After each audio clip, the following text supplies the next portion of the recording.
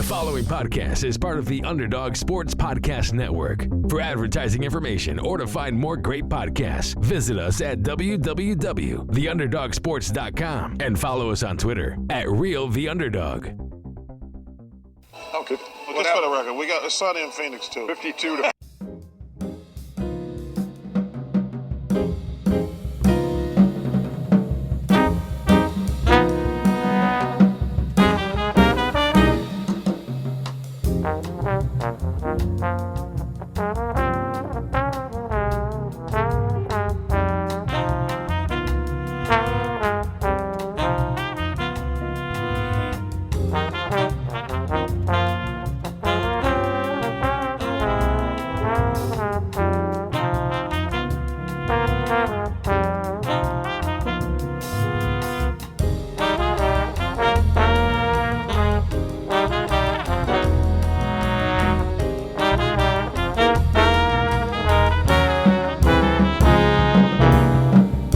Hello, everyone, and welcome to the Sunny in Phoenix podcast, a weekly podcast where we keep you up to date on everything Phoenix Suns basketball.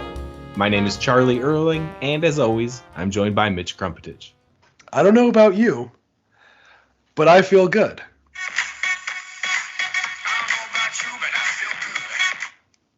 Oh, I love it. I think we really got that cleaned up, and that's going to be part of the podcast for the next 7 years as well.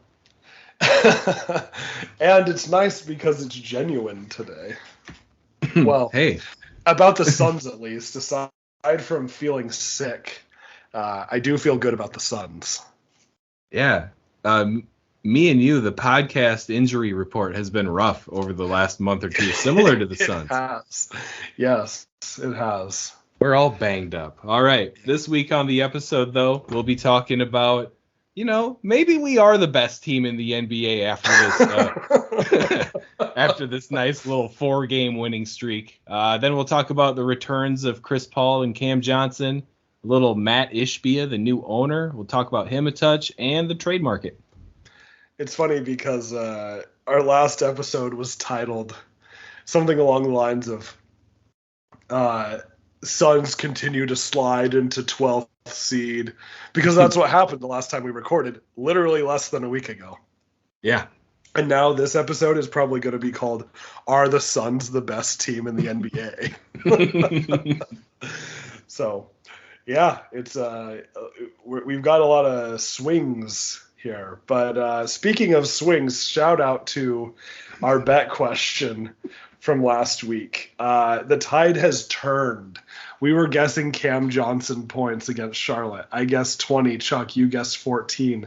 Cam Johnson had 24 points, and I believe 19 of them were in the first half. So I ran away with that one, and I now lead the season 5-4. Also, shout out to friend of the show, the man who needs no introduction but gets a very long one anyway, the man who is going to trivia tonight, Josh Cranwetter, at Josh Cran on Twitter. He was the closest from the listeners, so shout out to Josh. He's on a little bit of a hot streak right now. And he also got back from a cruise, and he told me it took him about a day to get his land legs back. Ooh, did he barf over the edge? No, I don't think he did. Oh, okay. He did eat at, I believe, both of the Guy Fieri restaurants, though, so pretty close. Oh, man, I'd like to go hang out with Josh. He's doing it right. He is. I would love to go hang out with him on a cruise especially. And he's a gold chain guy. Did I hear that? Yes, he is a gold chain guy. That's exactly right. Man. Yeah, we need to make a little trip to go visit Josh. Or maybe Summer League.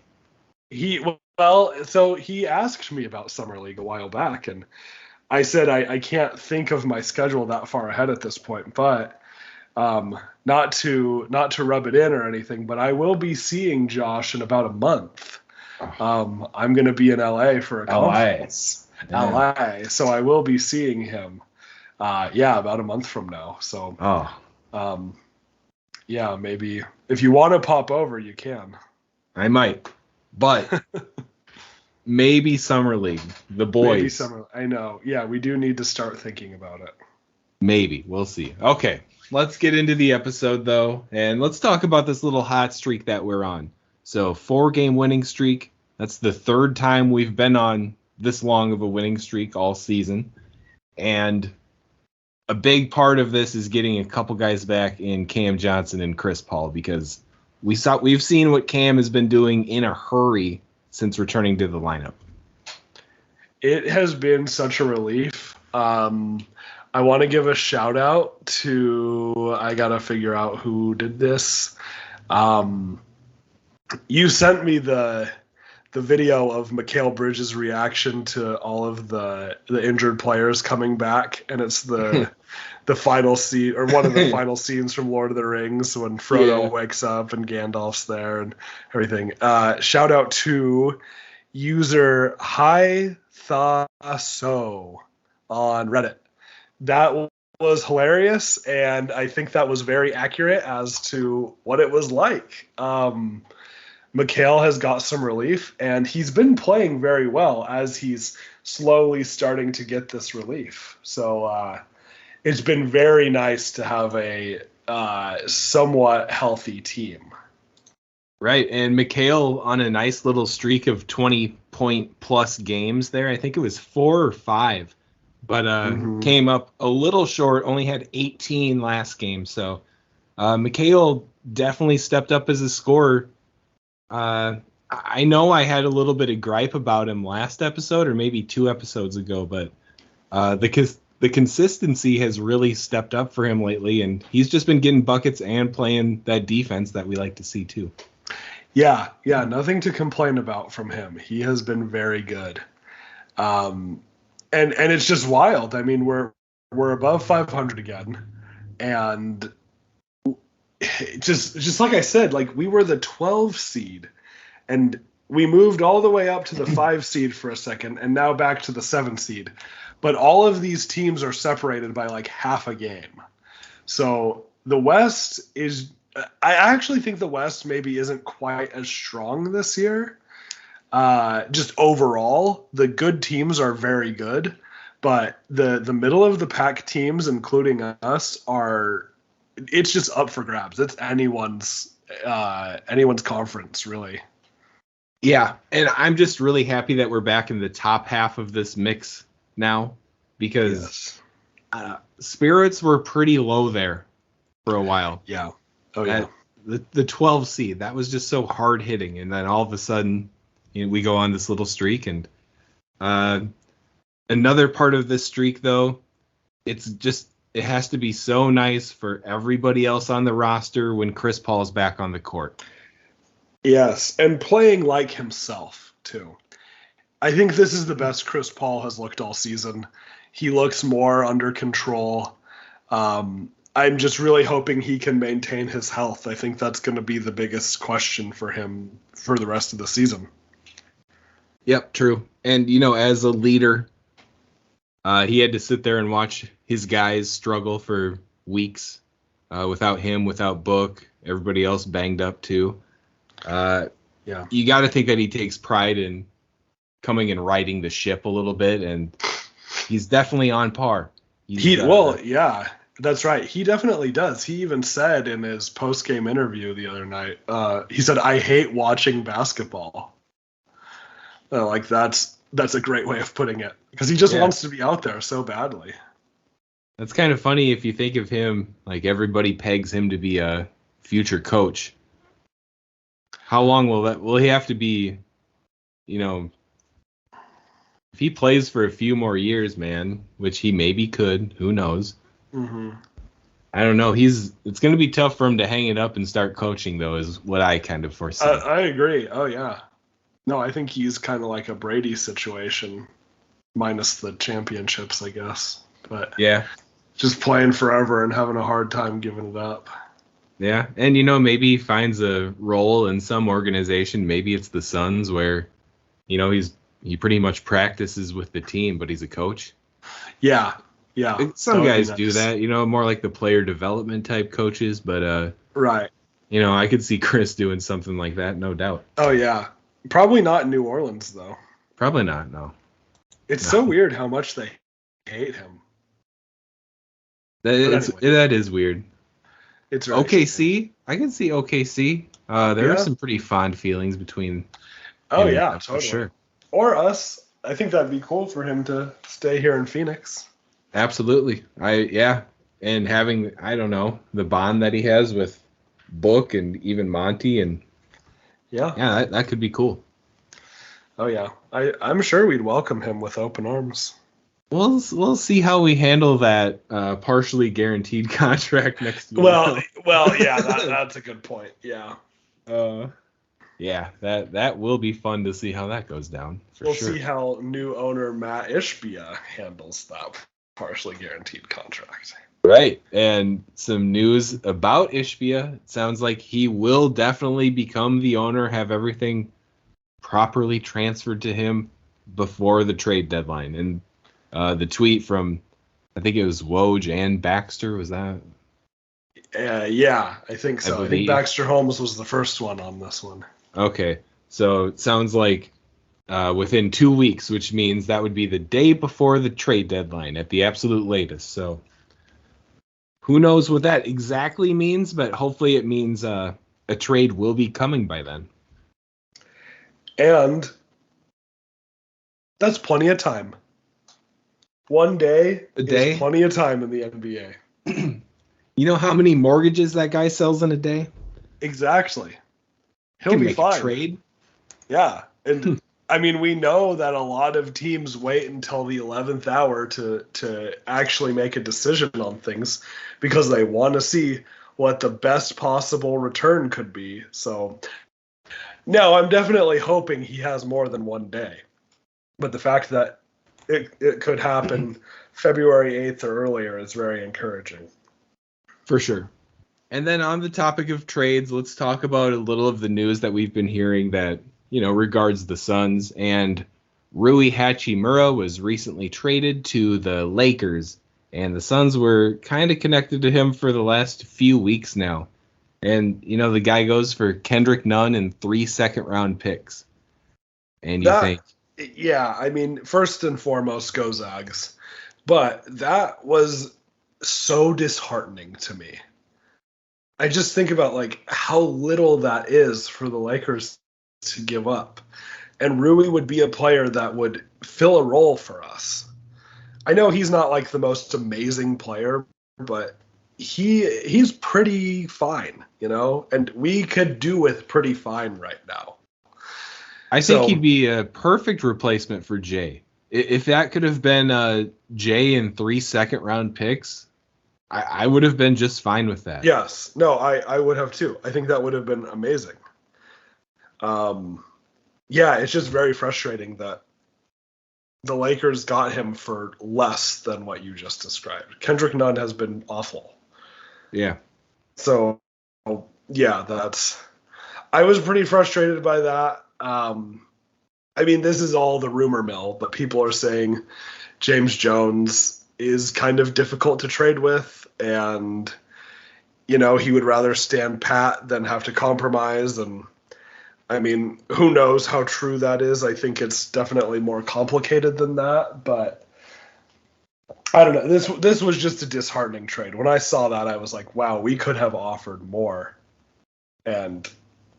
Or not even offered more. We could have offered something very similar or less than we were thinking we would need to offer to get a full-on Jay Crowder replacement. So, frustrating. Yeah, and apparently we were in a 3-team trade that would have brought him here that was pretty similar to that whole situation, but it sounds like the Suns were the ones that wouldn't make it happen. So, who knows? But then we heard some stuff just today that in this trade for Jay, the Suns want 2 of these 3 things. 1, a Jay Crowder-like player. 2, a first-round pick. 3, a young player. That makes 0 sense. But that's not going to happen. That's not going to happen, but that's, what you start the negotiation with, I suppose. Yeah. And I mean, I'd trade a Jay Crowder-like player for Jay Crowder straight up right now. Yes. Undoubtedly. I think the reality is we're not going to get a first-round pick no matter what. So cross that off the list. A Jay Crowder-like player, yes, that is probably realistic. A young player, I don't know about a young player.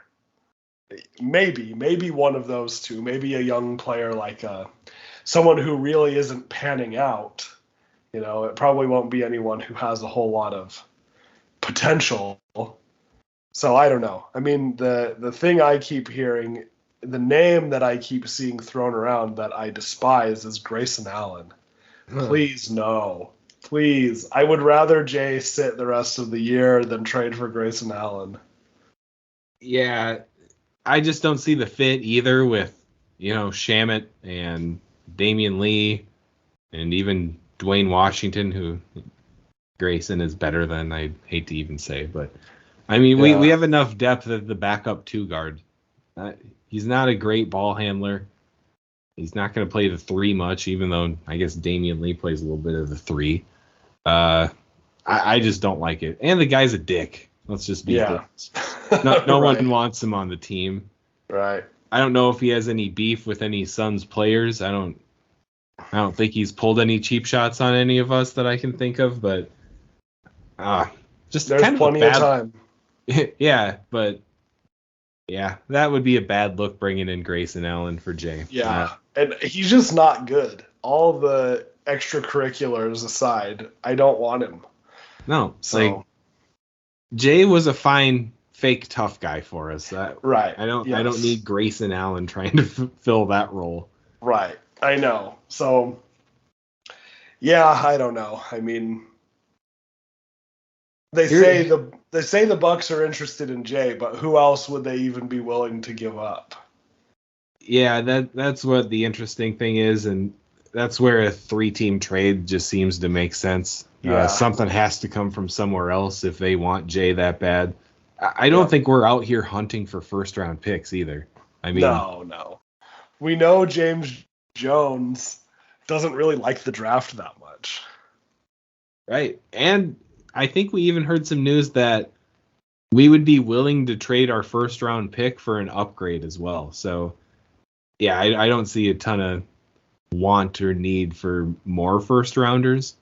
But, at some point in the near future, some cheap contracts that are under our control for up to 4 years might be pretty nice. Yeah. So, Yeah. either way. So, yeah, I don't know. And then we've heard those rumors that the Heat were interested. We've heard the rumors that maybe Charlotte. I mean, all Gumbo has shut a lot of those down already. But, yeah, I mean, who knows? Right. Someone said we had interest in the future post Chris Paul of bringing in guys like Fred VanVleet, Terry Rozier, and who's the other one? Quickly. Emmanuel Quickly, yeah. Yeah. I don't know where that came from, but it doesn't make any sense. No, it doesn't. Though I will say, Quickly has a great nickname. IQ is a really good nickname. Yep. He was blessed with great initials. Yes, great initials. So to go from CP to IQ does sound like a fairly natural transition, but other than that, not really interested. No. Yeah, I'm ready to probably ride out Chris Paul for one more year after this before I start getting too worried about it. Yeah, I know it. I mean, he's definitely not going to be what he was when he first got here, but it's a better option than any of those guys. Yeah, but then if you think of those guys as campaign upgrades for the short term, that's a little more interesting for sure. But yeah. But old Gumbo did have a good point. You can't, those guys, you have to hide them on defense to some extent a lot of the time. Yes. So I don't know. I'd like a bigger, more athletic point guard to pair with Booker. Who would be great is Tyrese Halliburton. Oh wait, we could have drafted him and we didn't. We didn't, but we drafted Jalen Smith, and Jalen Smith turned into Torrey Craig twice. And Jalen Smith is teammates with Tyrese Halliburton in Indiana. Dude, I think Sticks is finding the bench. when he signed his deal this offseason, he was told that he was going to be the starting power forward for the Pacers, but he's picking up some DNPs lately. Oof. Big oof. Yeah, so yeah. Maybe the trade for Torrey Craig is a positive. Maybe we're all just a year or two away from really learning. Well, yes, but I wish we had Tyrese Halliburton instead of both of them. Yeah, that's probably fair to say. Yeah. Yeah, but whatever. Yep. Hindsight is 20/20, and sometimes foresight is 20/20. But there's no use being stuck in the past. That's true. All right, that hits about all the trade targets that we've been hearing about lately, doesn't it? I think so. Yeah. Okay. I know we've been coming up quite a bit on the old Twitter sphere, so we'll just leave it there. Let's talk about last week's games, and we get to talk about 3 wins, which hasn't happened in a long time. So we'll start with the Pacers, and in this game, they were missing Halliburton to their defense. Yeah. But we did take the win 112-107. Always nice to beat the Pacers, since that's friend of the show, Josh Cranawetter's team. Never will be upset about beating the Pacers. Yeah, I mean, this was the Josh Okogie game. That's right. Josh Okogie with 24 points to lead the team. Yes, yeah, sir. That's pretty sweet. Earning it from the line, too. 11 for 15 from the line, and 10 rebounds for the 6'5" guy, and 4 blocks. Yeah. Wow. Oh, he has been so nice to have. You know, we didn't need him at the beginning of the year all that much. And then through all these injuries, he got forced into playing some huge minutes, realistically, just a ton of minutes. And he's stepped up most games. I mean, as a scorer, too, not just a defender or a hustle guy, but he's been getting some buckets every here and there. Yeah, that's right. Speaking of hustle as well, Bismack Biyombo, 16 rebounds, 12 points. That was a nice game for him. Beautiful. Busy's in the top 10 for blocks per game. I love that. And he plays not even 20 minutes per game. So yeah. And I love that, like, when he blocks a shot, he's not just blocking it. Like, he wants to obliterate it. Yeah. Oh, who did he have this one on? Was it maybe Plumlee in the Hornets game? But it was a big boy, and he was just shooting a baby hook, like, right at the rim. And he probably thought no one in the world was going to block it.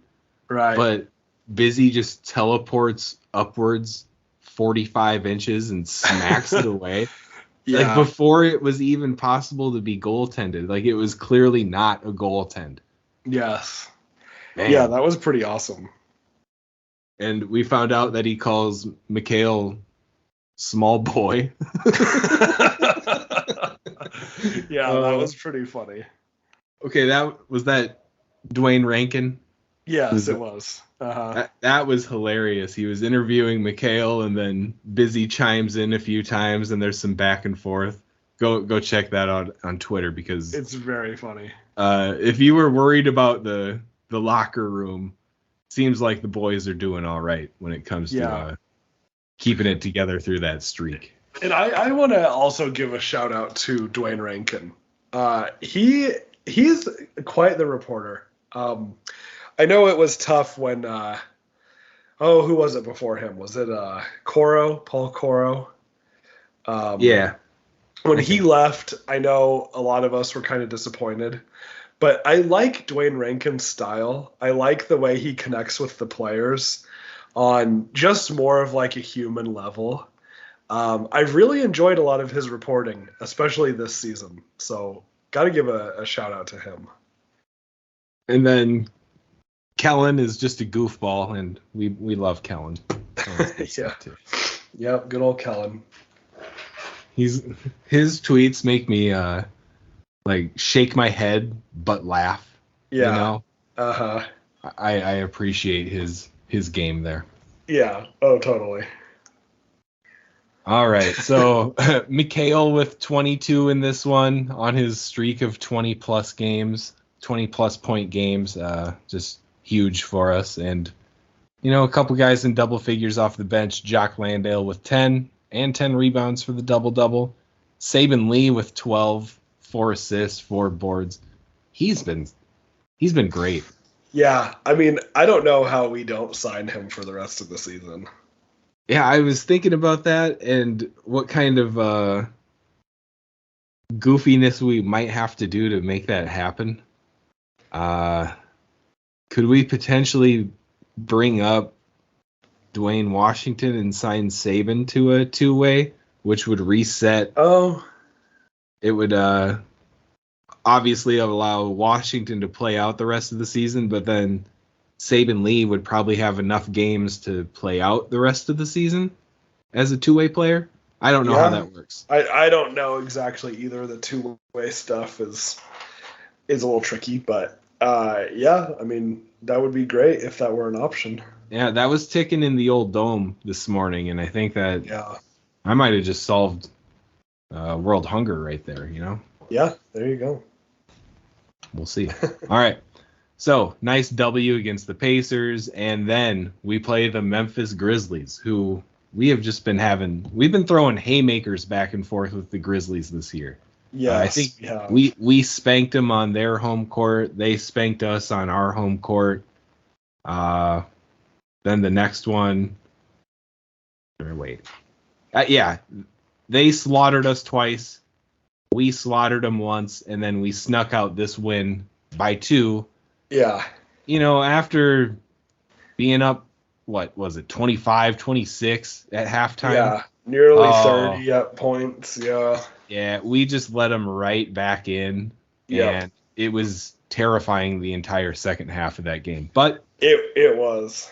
2-point win, it's a win, and we take those. And and that's the thing. Whether you win by 2 or 30, it shows up the same way in the record book. Yep. So, yeah, it was a terrifying game. I don't know if maybe the team reads like the opposing team subreddit, but I guess the Memphis subreddit made a whole thing about how they were playing the Suns G League team and don't worry about anything, and then they got beat. So, yeah, that's what happens, I guess. Maybe the team read that and said, you know what, let's win this one. Yeah. I mean, it helps that the Northern Arizona Suns got Chris Paul back for this one, though. He had 22 points, 11 assists, 3 steals, 6 rebounds in his return. And I don't know if anyone expected him to play 38 minutes in his return, but he did. And, don't love that aspect of it, but I am very happy that he came and led us to this win over the Grizz. Yeah, Mikhail also played a lot of minutes, but led the team with 24 points. He played 40 minutes, so I guess that's what it took. That's okay. I'm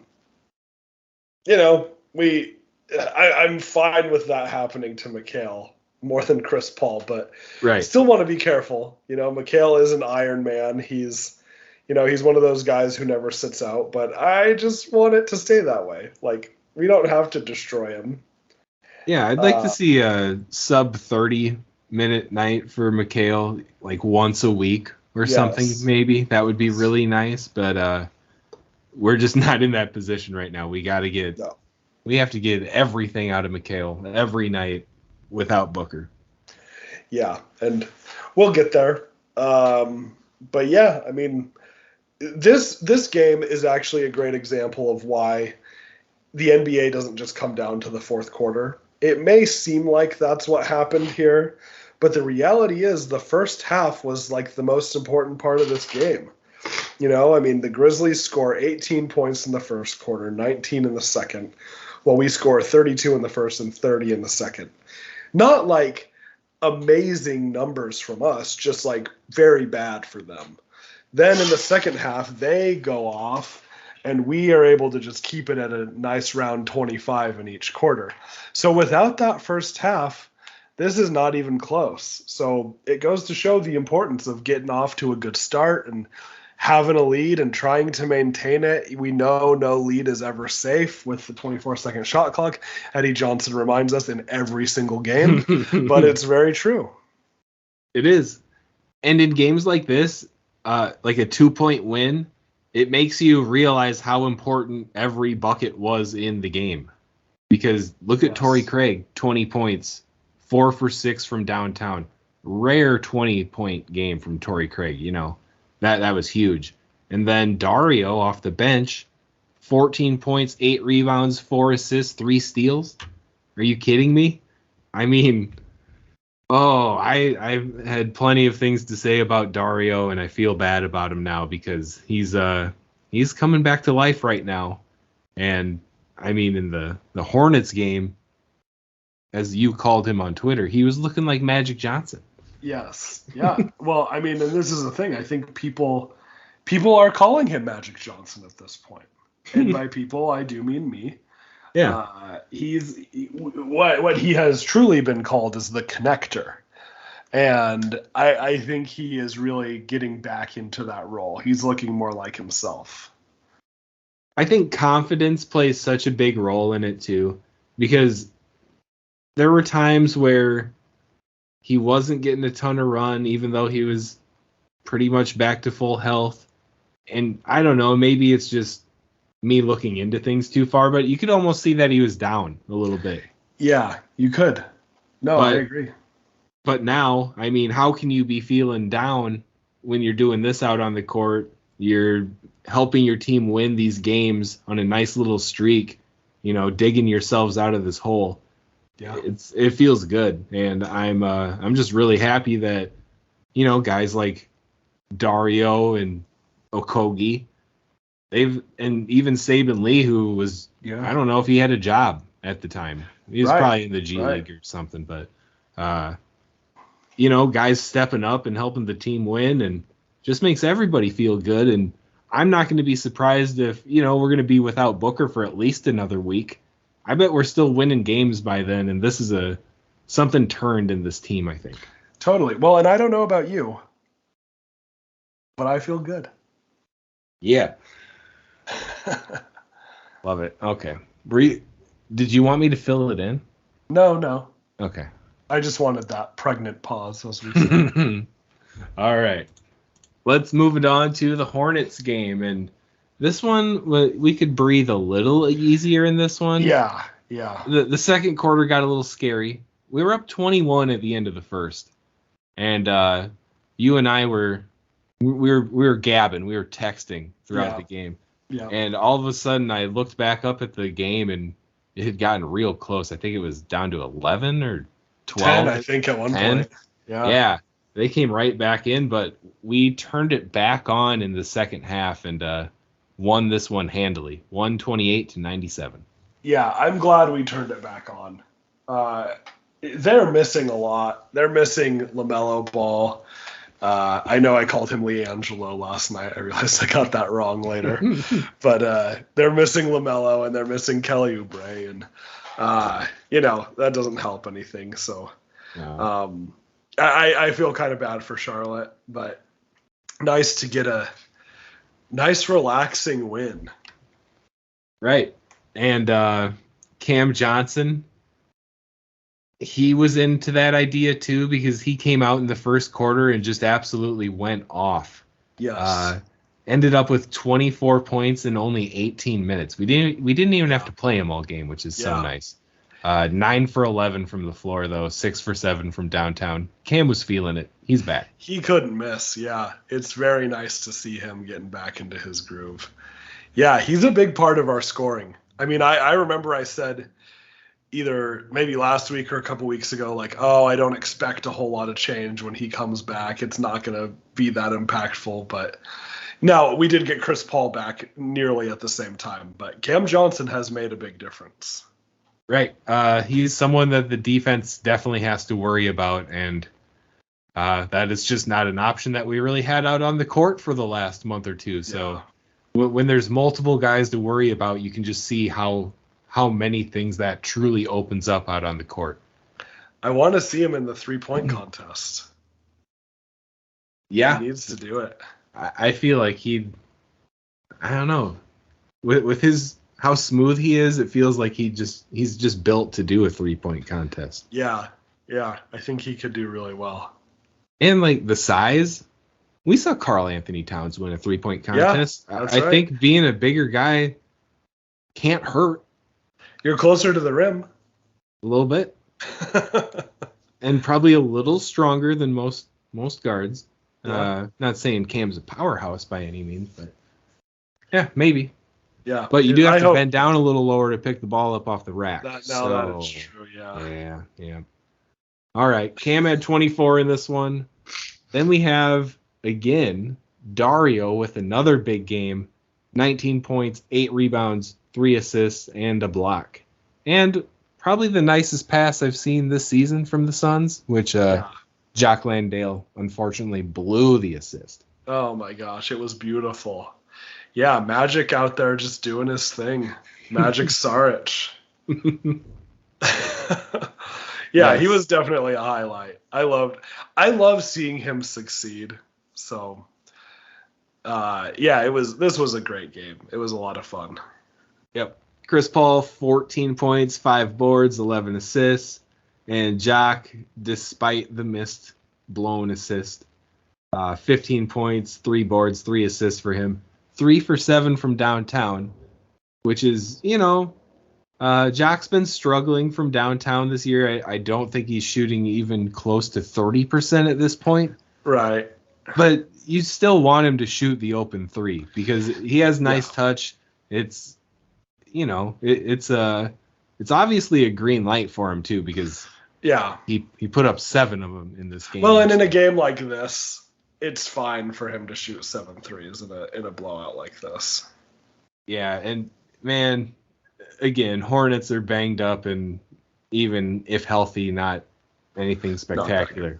But I feel like we just had so many wide open shots. And looking here, wow, we shot 50, 55, 92 for splits. Wow. Yeah, that's tough to beat a team shooting that well. 22 for 40 from downtown. That is something. Let's just keep doing that. Every game. Every single game. Yes, please. All right, let's move it on and talk about this week's games. And we're playing Dallas the day the episode comes out, so we will just skip over that. Hope for a Suns W. Let's hope. And then for the rest of the week, we have one away game in San Antonio on Saturday. So hopefully another W right there. Then we have the Raptors at home Monday and the Hawks at home Wednesday. I'm encouraged. I mean, Dallas is definitely going to be the toughest game out of all of those. But like you said, we're not going to talk about that one. Spurs, not too worried about that. Could be a little bit of a trap game, but I think we'll be okay. Raptors, that's going to be maybe one of the tougher games, but they're kind of having an interesting season. They're in kind of do we blow it up mode right now. But this is our bet question game. So we're looking at Magic Saric assists in Monday's game against Toronto. I believe I went first last time, so you're up. All right. If you're calling him Magic for real, I got to assume you're going to guess pretty high. I'll go 3 for Dario. Okay. I was going to say 4, so I will go with my inclination. Fair enough. So let us know on Twitter at SunnyandPHXPod or over email, sunnyandphxpod@gmail.com, or in the comment section of our YouTube videos, Sunny and PHX Podcast on YouTube. Let us know how many assists you think Magic Saric will have in Monday's game against Toronto. Whoever is closest will get a shout out on the show and a chance to dethrone Josh. I'll be real. I hope no one ever dethrones Josh. Someone will. We'll see. Okay, so yeah, Toronto is just a very weird situation with all. They play like 7 power forwards and 1 guard. Yeah. So we might get beat up by them a little bit. We might. Ayton should be back by then. He's been dealing with an illness. I don't think we even mentioned that, but he should probably be back, hopefully, for the Mavs game. Yeah, but hopefully. We're going to need all of our size against the Raptors, for sure. And then the Hawks. I mean, I haven't been hearing much about the Hawks at all. No. I mean, aside from trade rumors that John Collins might be moved, but other than that, not hearing a ton about the Hawks. Yeah, and it'll be tough to match up with their guards, though. I mean, Trae Young and Murray, that's a pretty solid backcourt. I don't know if they've quite all figured it out together. Yeah. But who knows? There's plenty of talent there. That'll be a hard-fought game, I'm sure. That's true. Yeah, that's a good point. But with that, we're going to move to our non-sports section of the show. Our question this week is, what's your grape of choice? Okay, so I'm not a fancy guy. I thought there were only 2 types of normal eating grapes. Oh, no, there's a bunch. Yeah, recently I don't know what color you call them, but they were dark purple or nearly black. Yeah. I'd call that a purple grape. A purple grape. Those were the best grapes I've ever had, hands down. Okay. And, I've seen them probably before, but I've only eaten white or red grapes 99% of the time. So when I saw those bad boys, they almost reminded me of cherries a little bit. Okay. Just a little bit. But are you talking they're kind of long. They're a bit like elongated, and they're real dark purple. Yeah, they look like the size or the shape of a white grape, but pretty big. Okay. Yeah. No, I've had those before, and it's definitely different than a red grape. It's a purple grape for sure. Okay. And they're a little bit sweeter, aren't they? They're delicious. When I say they're like cherries, I honestly thought there was it was almost like a hybrid, but I'm probably exaggerating. Okay. No. Yeah, those are pretty good. I like a lot of grapes, but for me, I'm partial to green grapes. I like anything that's really tart or sour. So I like a nice crisp green grape. And my little life hack is to put them in the freezer. Ooh. What kind of texture do you get out of that? It's kind of okay, this is going to be a very specific comparison, but maybe you'll remember. So I think they still make these. I think I looked this up. Icy made these popsicle, like push pop type things. And it's similar to that texture. Like it's a little bit, it's smooth, but like a little bit grainy at times, but in a good way. Yeah. So almost like a popsicle. That's probably the closest I could say. So it's nice because you're still eating grapes, but it's kind of like eating a popsicle. Wow. I need to do that. That sounds like a summery thing to do. Yes. No, and it's great. And this is, I learned this trick because people do it with wine. Rather than putting ice cubes in wine, they'll freeze grapes and put them in there. I've seen a frozen bag of like fruit be thrown into some wine before, like a sangria or whatever. Yeah. Okay. Yeah. So I just thought, I think I was in high school when I first tried it. I said, I'm just going to throw some of these green grapes in the freezer and see what happens. And yeah, it's something that I enjoy doing to this day. Wow. You're like what's the word? Like a young, who would work at a gastropub? Like a hipster kind of guy? Like a food scientist? Oh, yeah, like I don't know. food. There's a word for it, but it's just it's avoiding me right now. It doesn't want to come. So like a sommelier of sorts. no. Yeah, a sommelier of frozen Like a wine connoisseur. ices. Yeah. Yeah. Like All a right. visionary, maybe. The more words you say, the further it's going away from it.